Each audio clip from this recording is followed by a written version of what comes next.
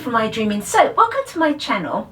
Now, for this video today, I'm doing something a little bit of an experiment, quite unusual, and I'm going to be making some soap, sort of in the old-fashioned way, the way that they used to do it before we had nicely prepared commercial lye and things like that. So what I'm going to be doing is I'm actually going to be making my own lye from wood. So it's going to be a wood ash soap.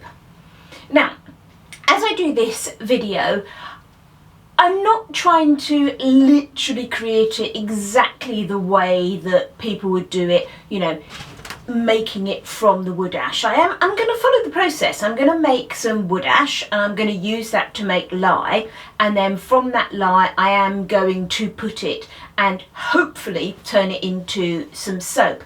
But I have seen quite a few videos. I've done quite a lot of research on this about the best way to do it, and I've seen quite a few videos where people have tried to do it and it's failed, and then I've researched some more about the problem seems to be how strong you can get this lye, and I think a lot of times people are struggling with getting the lye to a strength that it's actually going to turn something into soap.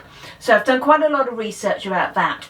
Now, as I do mine, as I said, I am going to be using some modern things, like I'm going to be reducing my lye down on a normal kitchen stove. I'm not going to light a wood fire or do anything like that. And when I actually make my soap, I am going to use a stick blender to make my soap, and I'm going to do it in a crock pot, so kind of like hot process soap.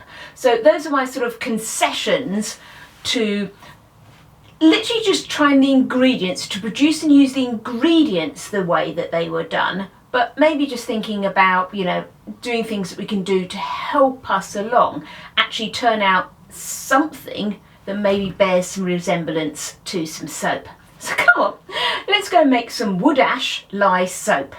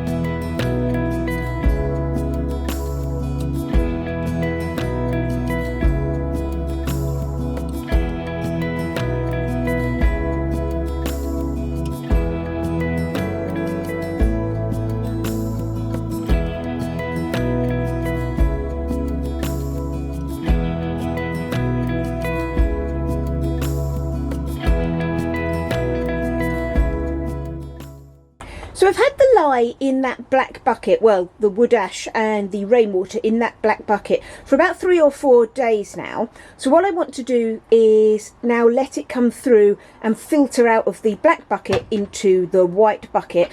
I've just put it in one of my storage sheds at the moment because I don't want to just leave it outside in the open. So I'm going to now make a very small hole in the black bucket and then see if we get that flow coming through to filter out the water.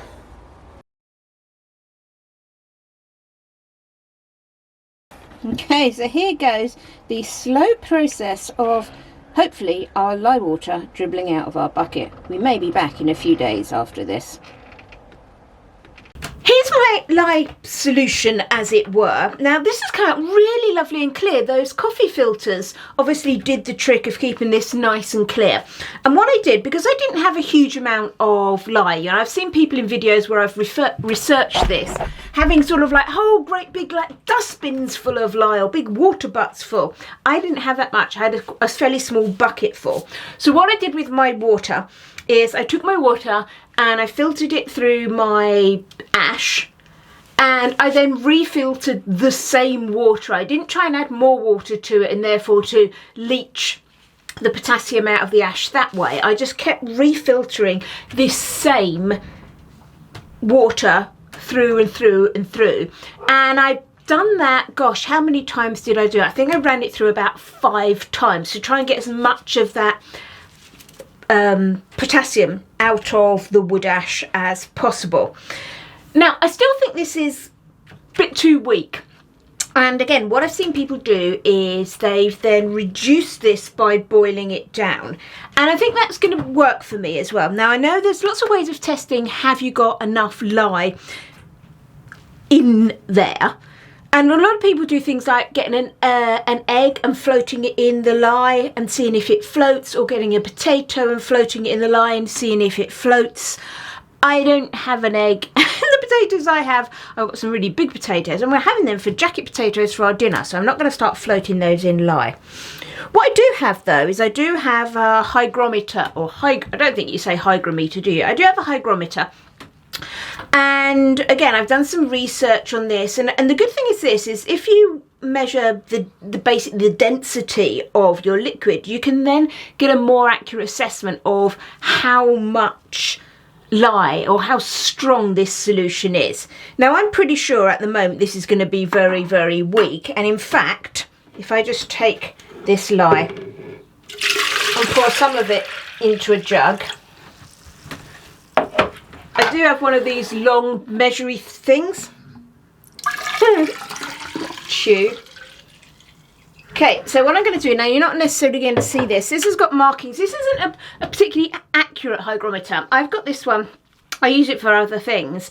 And it just gives me a basic range between 1, which is obviously just the density essentially of water, up to 1.5. So that's quite a wide range. So we're not saying that this is a really, really specifically accurate one, but it's going to give me a good ballpark for what I need. So if I pop that in, what I'll do is it'll sink down, and let's try and stop it bobbing. Okay, so as you can see, it's not bobbed out of the water. I don't know how much you can see that. It's not bobbed out of the water very much. I'm going to try and take you off. Hang on, bear with me. So here, it's not bobbed out of the water very much. It's literally at a 1.02. So that's not very strong at all. Okay, so what I am going to do is I am going to reduce this down. Oh, I've got a bit more over here. Because, gosh, I don't know. I think I've probably got 2.5, maybe 3 litres of liquid here. And I'm not trying to do I don't want to do like the world's largest batch of soap. So I'm going to reduce this down so it gets rid of some of the water and therefore will strengthen this solution. I'm literally going to put it in a stainless steel saucepan and heat it and just evaporate off some of that water. And hopefully I'm going to see how strong I can get it. And then from that, try and work out how much oil I need. The lighting in the kitchen's not great here, but as you can see, I've just got it in a stainless steel pan. I do have my extractor fan on and the patio doors open. I did weigh it and I had about 2 litres of lye solution. So even if I can reduce that down to just, 200 grams, 300 grams, that sort of thing, I think there'll be plenty for my soap making, so that should get it a little bit more condensed, a little bit stronger. Smell wise and everything, there's not a lot of pungent gases or anything coming off. I think that's because it's fairly weak at the moment. I'm not sure how well you're going to be able to see this, but I've boiled all that lye solution down. As you can see, I've only got a small amount left, about 220 mils of it, and trying to put in here is going to be useless. So I've just got this tube. It's not the best thing in the world. I'm just going to pop a bit of that in there. Now, as I said, you could do this with, well, that might be a bit much, an egg or a potato. I don't have an egg or a potato on me. Right, so I'm going to use my hygrometer and I'm going to pop that back in. Remember, it was pretty well just under the 1 before. Let's see if it's got anything. Oh, look at that. Oh, look. I don't know how well you can see. Let me try and bring that in closer.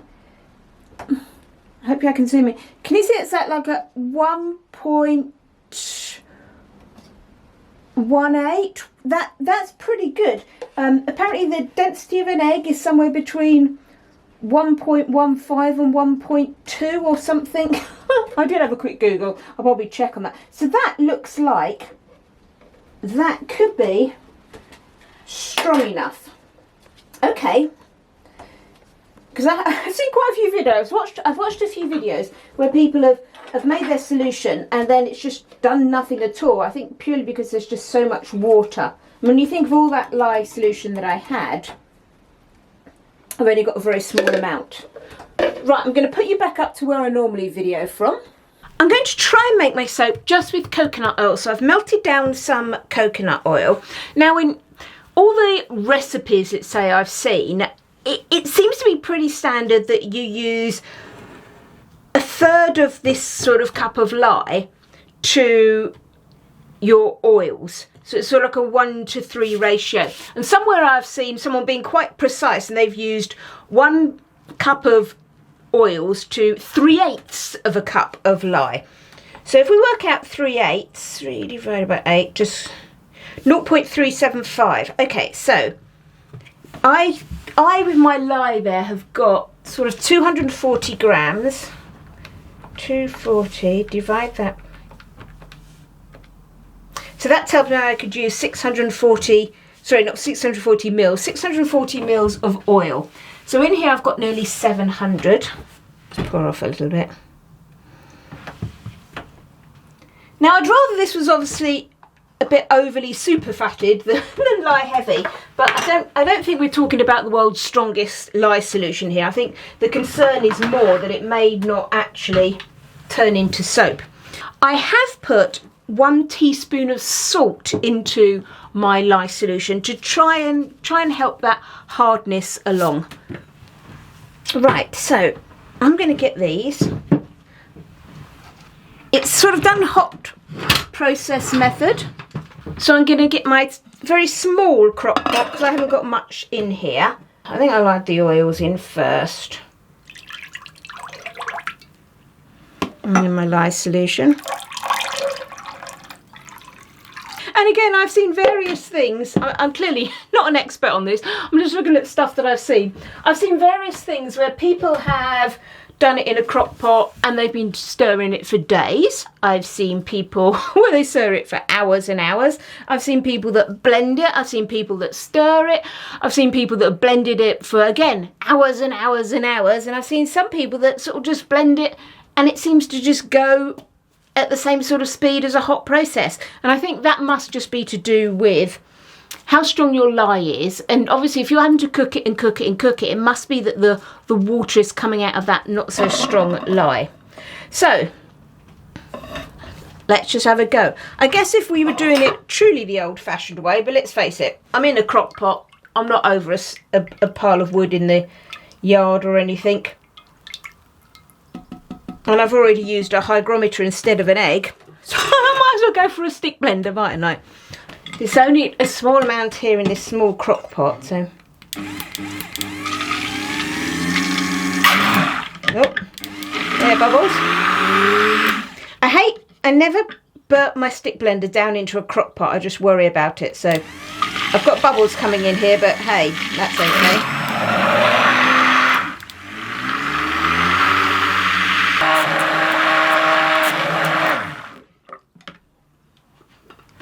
Okay, let's have a look.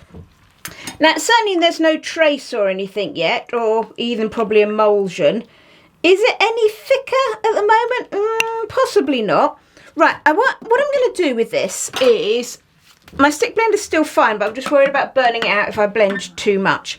I'm going to leave this to sort of do its own thing. I'm going to stir it and then I'll come back and leave it and we'll play around with it and see what actually happens to it. See if we can get this to turn into soap. I'm going to give it one more blend, but then we'll just come back to see if anything's actually going to happen with this. Okay, I've left this for about an hour and I've been in and stirring it every now and again, and now as I come back, can you see, look, I I am getting some thickening. Maybe there's lots of water, but can you see I've definitely got some sort of thickening going on. So let's give this a blend. Yeah, so it's definitely, this is almost like, you know when you're not quite emulsified, it's almost like it's still got too much water in, but I don't know. I don't really know what I'm doing, we're just having a guess, aren't we? So I think I'm just going to carry on doing this. I'm going to come in every half hour or so, give it a blend and see how far we're getting. I'm intending, I think, on letting it cook quite a long time to see if I can get as much of this water out as possible. As I said, I did put a teaspoon of salt in here to give it a chance of hardening up a little bit more, because remember, we're looking at potassium instead of sodium in here, and I've seen people say this will give a bar of soap, but it won't be a hard bar of soap like you're used to with our normal soap. So I'm just going to give this, yeah, I've definitely got some stuff happening here.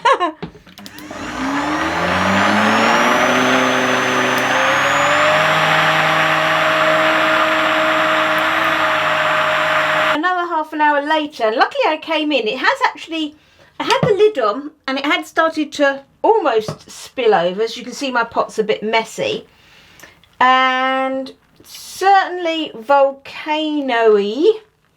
I did give it a little bit of a blend quickly, and that made it sort of volcano up a little bit more. It's still very, very soft. There doesn't seem to be much of a trace on it, but if I do take a little bit of it out and let it cool, it certainly seems to thicken up. So, and certainly around here, look, this is quite thick now. Gosh, I need to beat this down a bit because it's just volcanoing up a bit.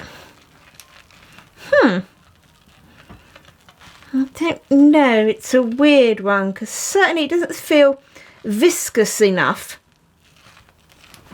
This is all foamy. Let's beat this down a bit and see what we can get. I'd almost rather overcook it a bit so that I've got a chance of it sort of setting up into a bar of soap than undercooking, even if it means I can't get it in the mould very well. Because let's face it, it's not going to be, doesn't need to be the prettiest soap in the world. I am really pleased with, not that it matters, how nice and clear my lye was. That was using those filter papers on it, so I didn't get a dirty looking soap. But yeah, certainly, actually, I don't know. This is looking, I think it's looking pretty good. I have no clue how much super fat this has in it. If it's lye heavy, I don't think it will be lye heavy. I doubt that, but all those random measurements of just shove some stuff in a pot sort of thing, a little bit tricky. But here, yeah, actually, do you know what? I think, whoa, God, I thought I was going to have to keep doing this all night. But certainly as we've got this heat up, and with the heat as well, it's just helping to get rid of some of that water. I wonder if I can blend it again. Let's try.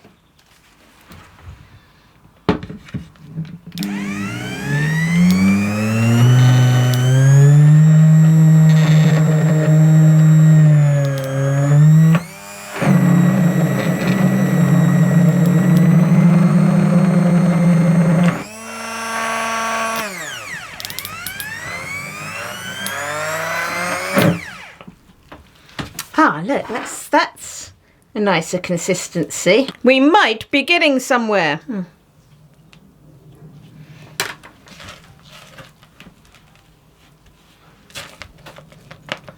mean, it's certainly got a nice thick trace there. It's just not sort of glossy yet. It's not sort of got that like soapy gloss I like to see. So I might keep going for a little while longer.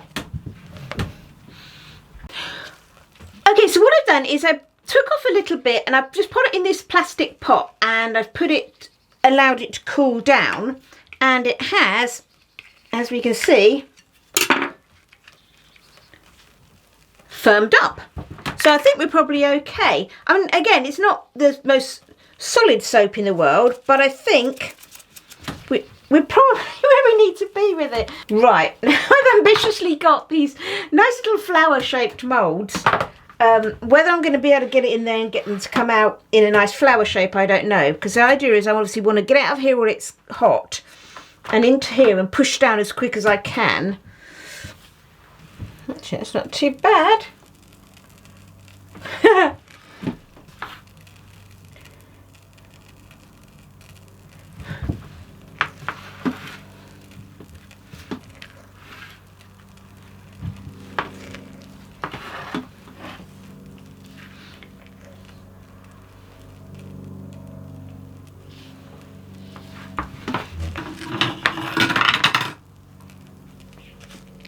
Feels very light and fluffy, almost as if there's an awful lot of air in it. Okay, there's those. Whoa.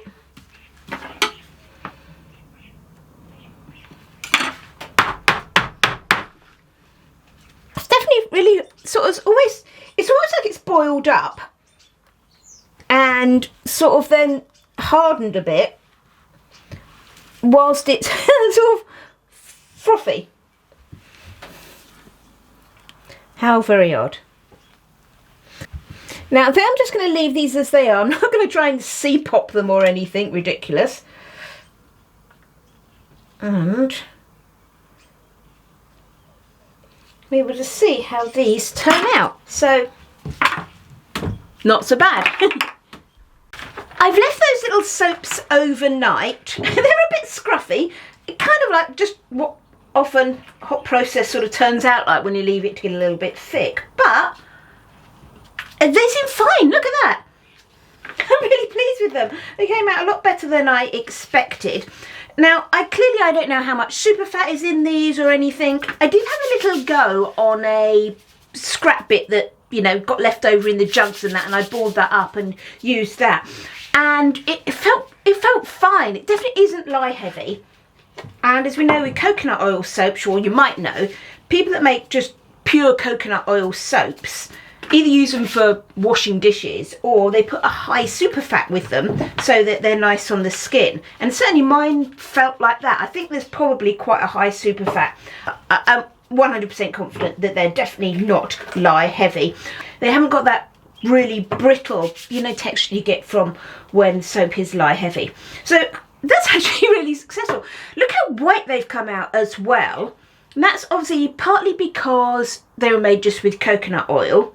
The other thing was the way that I did my lye.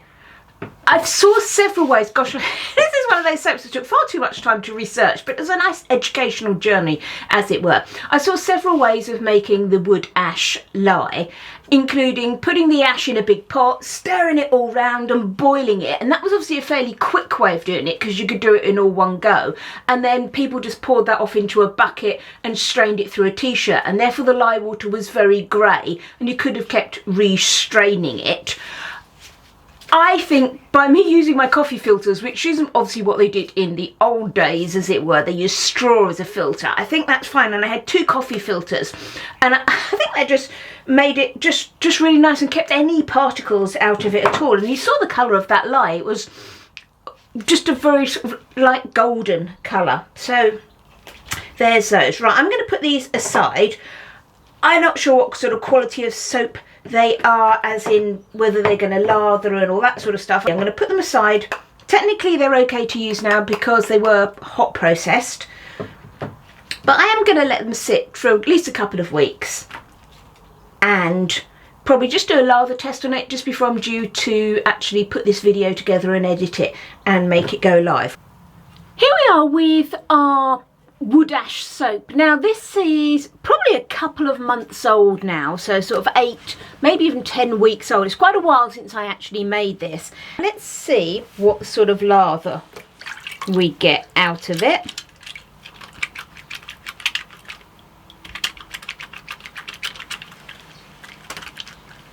Actually, as well, that's pretty good. I mean, I've been actually really surprised with this because I'd heard that it would be quite soft and the bubbles wouldn't be very good, but I don't mind those at all. I did make sure I used hardwood, just pure hardwood ash, no softwood in it, so then you don't get any contaminants from any resins or anything. So I tried to make things as sort of good as I could, but literally that is pretty cool. My recipe was, I'm trying to think back now, I think it was all coconut oil, so that doesn't surprise me that it is lathering up a bit.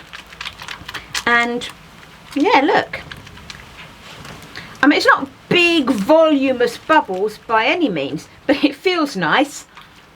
And I couldn't tell you how much super fat it's got in it. It's definitely not lye heavy, and I should imagine it's got quite a high percentage of super fat because it does actually feel really nice on my hands. So overall, I'm actually really surprised and really pleased with this. Would I make it again? Gosh, of course not. It took days and days and days to make this soap. Just because as I said, I really wanted it to work, so I probably overdid it on the amount of filtering of the lye and everything that I did. But certainly, I thought I was going to end up with something probably a little bit grim that I'd, although you'd say for home use, you'd think, seriously, with all the soap I've got, would I use it? But actually, this feels really good. So certainly as a, you know, give some to sort of friends and family and that sort of thing and use it ourselves. It's a really nice bar of soap. So I'm pleasantly surprised.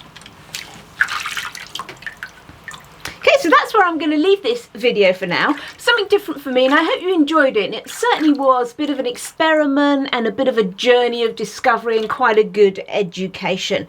So I hope you've enjoyed this video. If you have, it would be great if you gave me a thumbs up. And if you'd like to see what I'm making in the future, why not subscribe to my channel? Thanks for watching, everyone. Happy soaping.